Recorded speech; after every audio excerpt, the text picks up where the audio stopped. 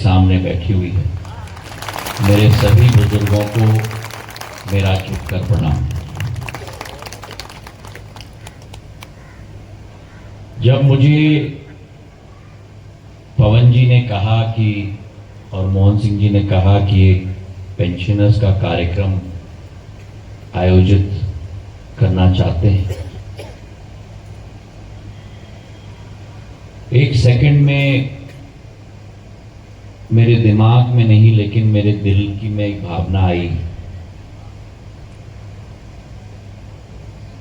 कि जिन लोगों के अथक प्रयासों के आधार पर,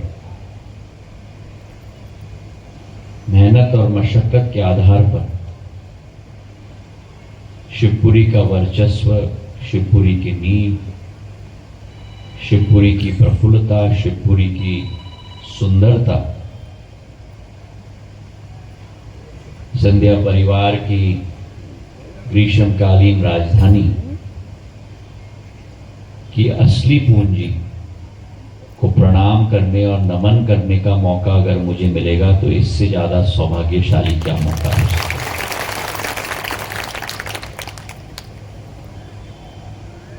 आपकी पीढ़ी ने अलग अलग क्षेत्रों में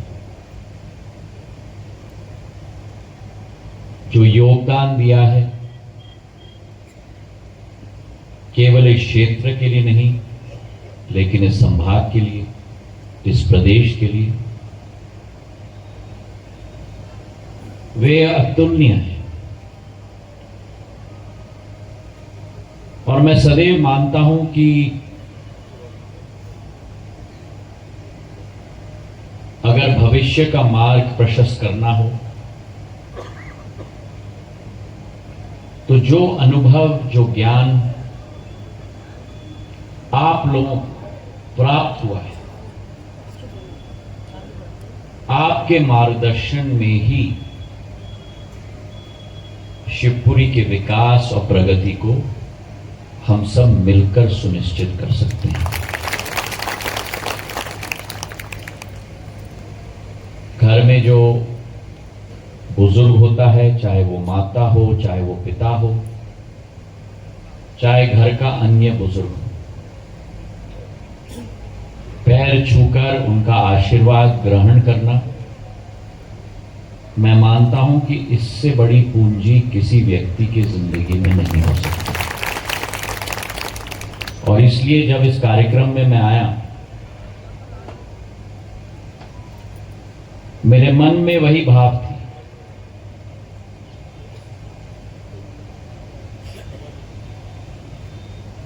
कलयुग का जमाना है,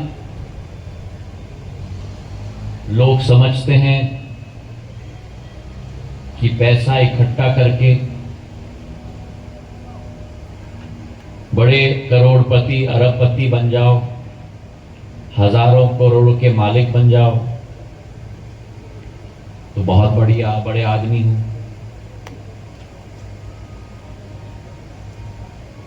राजनीतिक रूप से बड़े बड़े पद को सुशोभित कर लो तो बहुत बड़े आदमी हूं। पर लोग भूल जाते हैं कि करोड़ों रुपए के बैंक में खाते या राजनीति के हजारों पद सभी पृथ्वी पर ही हम पाते हैं और यही छोड़ के चले जाते हैं। लेकिन अगर लोगों का आशीर्वाद प्राप्त हो, लोगों के दिल में आप स्थान पालो, तो केवल आज नहीं लेकिन आपके जाने के बाद भी पीढ़ियों तक आपने क्षेत्र के लोगों के दिल में अपनी अमिट छाप छोड़कर अपनी स्मृति को चिरस्थायी बना दिया। इससे बड़ी पूंजी और कोई नहीं हो सकती। और इसलिए मेरी जिंदगी में अगर खोज है तो कुर्सी की खोज नहीं है। अगर खोज है तो आपका आशीर्वाद मैं ग्रहण कर पाऊं, आपका प्यार और स्नेह मुझे मिले और आपके दिल में छोटा भी स्थान मुझे मिल ले तो मैं अपने जीवन को सफल पाऊंगा।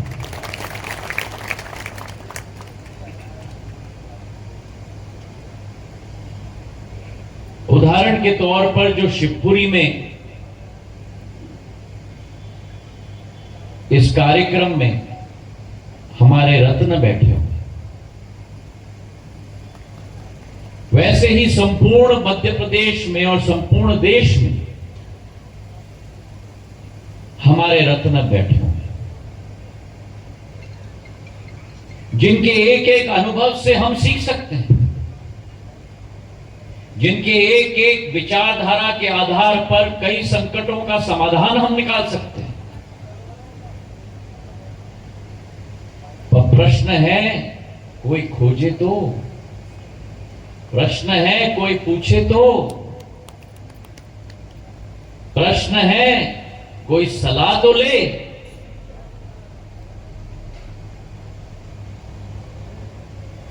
और ये मैं आपको आश्वासन देना चाहता हूं कि ये हमारा तारतम्य, भेंट का, मिलाप का, संगम का, ये आप मत समझना कि चुनाव के दरमियान तक का है। ये अब अंतः तक चलना चाहिए। ये मेरी दिल की चाहत है। और अशोक जी, मैं आपको संपूर्ण हरिभक्ति देता हूं, लाइसेंस देता हूं कि आप मुझे बहुत परेशान करें। अगर चुनाव के 3-4 महीने बाद तक हमारी ऐसी संगोष्ठी न हो तो आप जरूर मुझे याद दिलाएं। और 3-4 महीने चुनाव के बाद तक ही, क्योंकि 1 महीने तो अभी चुनाव ही चलेगा, 7 तारीख को हमारा खत्म हो रहा है और 4 जून को ही मतपेटी खुलेंगी, तो उसके दरमियान में देश भर में मैं प्रचार कर रहा हूँ। और 2-3 महीने चुनाव, हमारे 7 मई के चुनाव के बाद एक संगोष्ठी आपके पेंशनर्स के ग्रुप में से 5-10 लोगों के साथ मिलकर, केवल आपके ये 5 मुद्दों पर नहीं, लेकिन शिवपुरी कैसी बननी चाहिए, क्या करना चाहिए हमको शिवपुरी में। एक व्यक्ति के पास सब उत्तर नहीं है। आपकी मदद की जरूरत है मुझे, आपके सुझाव की जरूरत है मुझे।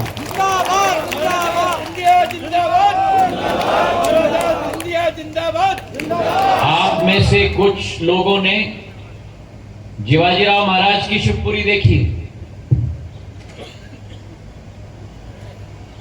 राजमाता साहब की शिवपुरी देखी।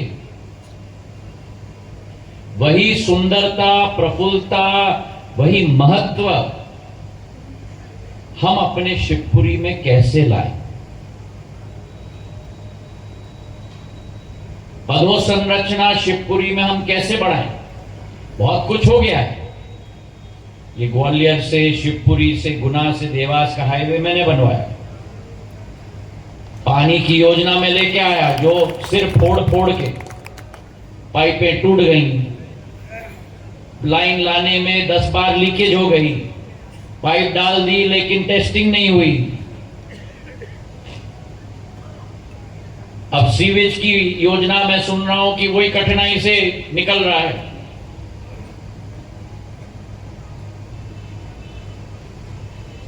लेकिन जो अधोसंरचना माधव महाराज ने डाला था उस जमाने में, वो भी आज तक ग्वालियर की सेवा कर रहा है, मुरैना की सेवा कर रहा है, शिवपुरी की सेवा कर रहा है और गुना की सेवा कर रहा है। कई जगह में पुराने जमाने का काम उत्कृष्ट होता था, मिलावट नहीं होता था, कमीशन खोरी नहीं होती थी। हाँ, और एक वादा मैं आपको दिला दूं, मैंने मैंने सुना है कि पिछले कई सालों में शायद शिवपुरी में कम हो, लेकिन फिर भी मैं स्पष्ट कर दूं, अगर मेरे क्षेत्र में कोई भ्रष्टाचार हो रहा है, अगर मेरे क्षेत्र में कोई राशन काला बाजारी हो रही है, अगर मेरे क्षेत्र में कोई गुंडागर्दी या भूमाफिया हो रहा है, तो आप लिख के ले लेना, मैं सब चीज को समाप्त करके ही चैन की सांस लूंगा। ये मुझे बिल्कुल बर्दाश्त नहीं, चाहे जिससे भी हो रहा हो।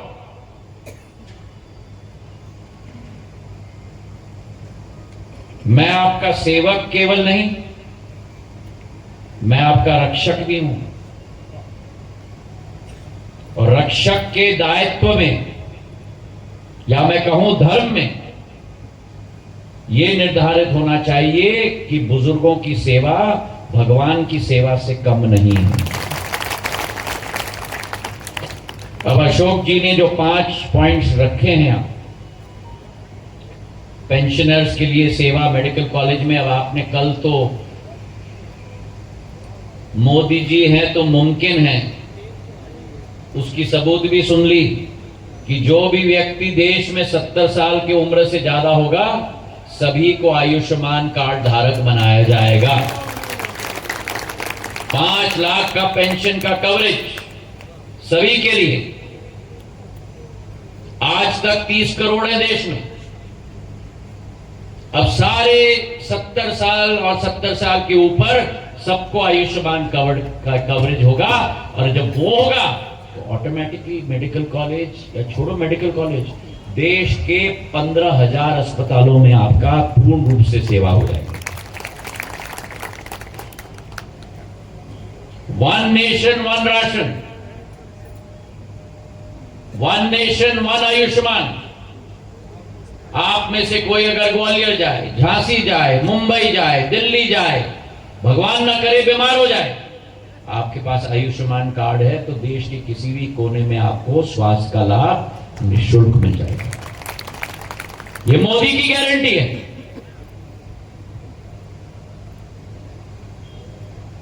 और उसी के साथ सभी की सेवा, सभी का विकास, सभी की प्रगति सुनिश्चित हमारी सरकार करेगी। दूसरा पॉइंट यहां लिखा गया था आर्थिक शोषण के बारे में। चुनाव समाप्त होते ही मेरे पास सबूत लेके आइए। अगर किसी का भी आर्थिक शोषण हो रहा है, मुझसे बुरा कोई नहीं होगा।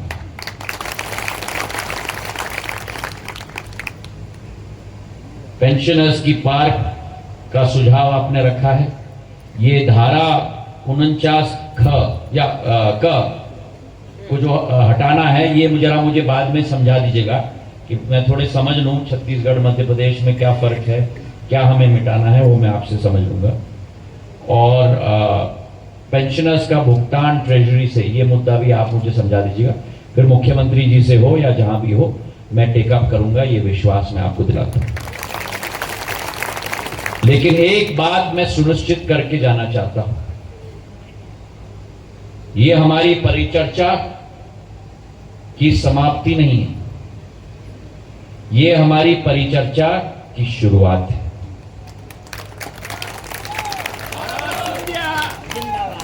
और मैं निवेदन करूंगा अशोक जी से, आप ही पेंशनर्स हमारे परिवार में से चुन लीजिए 4-5 लोग, उनको भी हम लोग शामिल करेंगे, जहां शिवपुरी का मानचित्र पर हम लोग डिस्कस करेंगे। और उन 3-4 लोगों को सभी लोग अपने सुझाव भी दे दें, उसमें से निचोड़ निकाल देना आप जो अच्छे सुझाव हैं, फिर हमारे डिस्कशन में हम लाएंगे। तो मानचित्र ब्लूप्रिंट हम शिवपुरी का बनाएंगे तो एक व्यक्ति नहीं बनाएगा, हम सब साथ में मिलकर, पूरे शिवपुरी की जनता साथ में मिलकर मानचित्र बनाएगी। और जो संभव है वो भी मैं करूंगा, और जो असंभव है वो भी मेरे पास लेके आओ, वो भी मैं करूंगा। बहुत बहुत धन्यवाद। जय हिंद, जय भारत।